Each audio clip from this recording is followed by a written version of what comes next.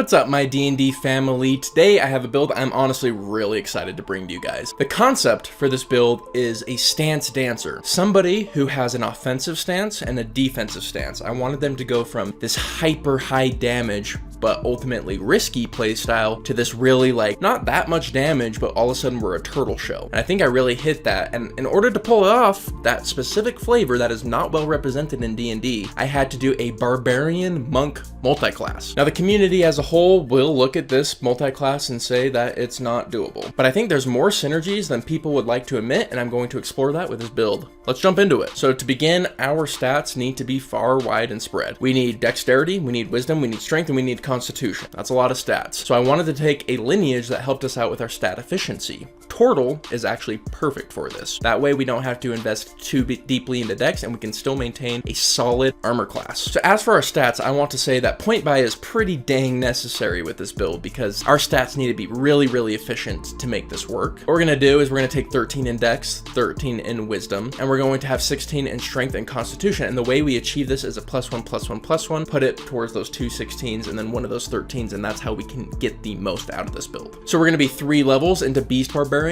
and 17 into Kensei Monk. So let's talk about these stances I discussed beforehand. I want the offensive stance represented by reckless attack. It's the perfect feature to represent offensive stance. We do more damage, we're more likely to hit, but in return, we're more likely to be hit. Perfect. And on the other hand, the Kensei Monk's agile parry is perfect for the defensive stance because we do less damage on our turn in order to have more defense. I love that dynamic, and it's really the core of what we're going to be doing with this build. So our first 3 levels are going to be going into Barbarian. We're setting up our offensive stance first, and specifically we're going into the Beast Barbarian. The Beast Barbarian is fantastic for helping us get a crazy amount of attacks, which synergizes with the Monk, by the way. And we're going to be getting a multi-attack late, and the claws really help us not feel like that hurts as much. Because by level 3, we have ourselves 2 attacks a turn. Claw, claw. Now, claws count as monk weapons. So once we start getting into the higher levels, if we get a D8 monk die, then we're also getting a D8 to our claw die, which is pretty cool. Our 4th level, we're going into monk, and we're going to be picking up martial arts right away. So now we have claw, claw, unarmed strike. This is 4th level, and we're already doing 3 attacks. So even though we're not getting our extra attack at 5th level, it just doesn't feel as bad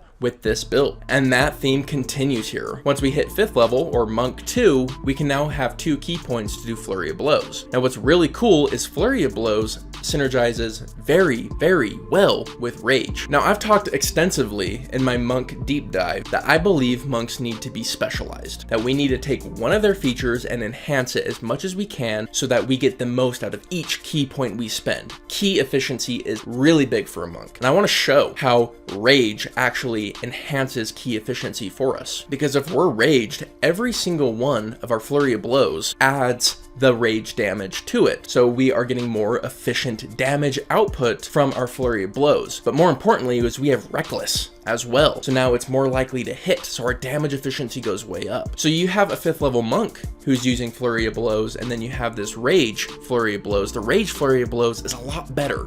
Key efficiency. A lot of people are going to tell you that just because a monk is a part of this build, it's garbage. But I think people just largely misunderstand monks. I'm not saying they're incredible, I'm saying they're misunderstood. Key efficiency is such an important part of playing a monk. If you can manage to get it, you can have a good character. If you manage to not get it, your character is going to be trash. And I really want to pinpoint that barbarians give us that key efficiency. That 3-level dip in barbarian really helps us in our Flurry of Blows, specifically key efficiency. All right, enough on that. Now we're going to go our 3rd level into monk, and we're going to pick up the Kensei Monk, and this is the beginning of our primary playstyle. We're level 6, and we have our 2 stances established. On our offensive stance side, what our turn probably looks like is we have claw, claw, martial arts, bonus action, attack, and if we really want to squeeze more out of our offensive style, we do a key point for Flurry of Blows. On the defensive stance side, we do unarmed strike. So interestingly, the claw does not count as an unarmed strike. So we do unarmed strike into a martial arts attack into +2 to our AC. Now, in order to do this, we need a Kensei weapon, which is probably going to be a longsword. So we have a longsword in our hand that we're basically never using,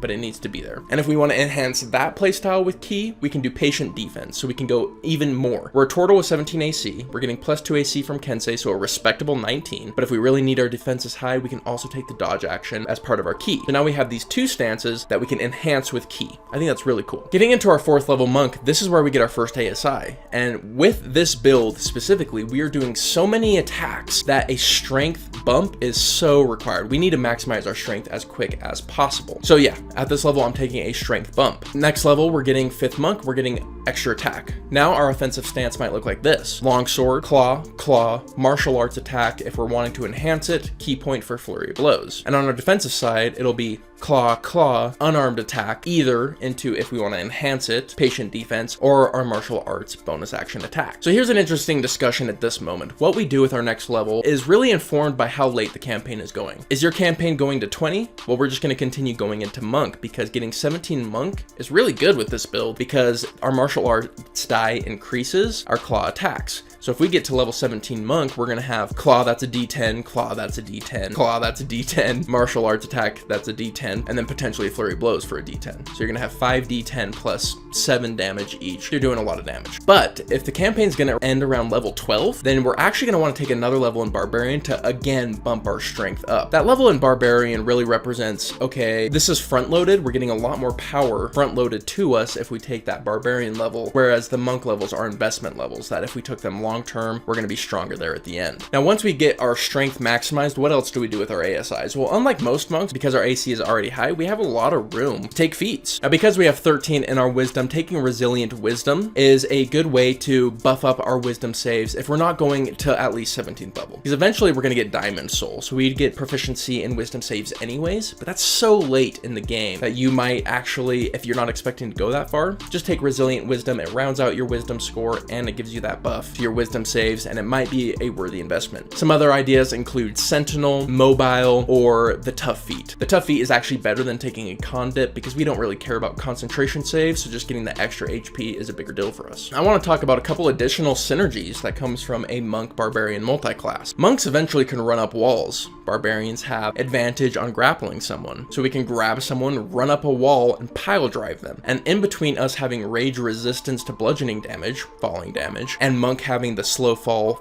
feature, we can do these mobile slams without us taking any damage whatsoever. So that's a cool synergy between the two. Another synergy is between Danger Self and the evasion feature. Dex saves are completely laughable to us. They mean nothing. Another one is barbarians are notoriously weak to wisdom saves, and monk have a couple different features to help us out with that. The previously mentioned Diamond Soul is one of them. The stillness of mind feature, while usually crapped on, actually has a place to shine here. There are gonna be times where you get feared and it forces you to do something, or charmed and you're forced to do something. Stillness of mind isn't going to help you there. But there are going to be more times where you get feared or charmed, and it's going to be really nice instead of having to roll these wisdom saves turn after turn after turn. Seriously, I've been there. I've had 8 turns in a row where I failed the charmed saves. I didn't even get to play that day. Having stillness of mind really helps you just say, okay, I'm ending this effect with my action. Let's start the game again next turn. It honestly makes a big difference. But what I'd like to hear from you guys is your ideas around a barbarian monk multi-class. It's an unusual multi-class, and I'd love to hear how creative you guys can get. Let me know in the comments down below. If you want to show support to the channel as well as get some dope benefits, consider checking out our Patreon. And with that, my friends, I hope you have yourselves an incredible day. I'll catch you on the next one. See you then.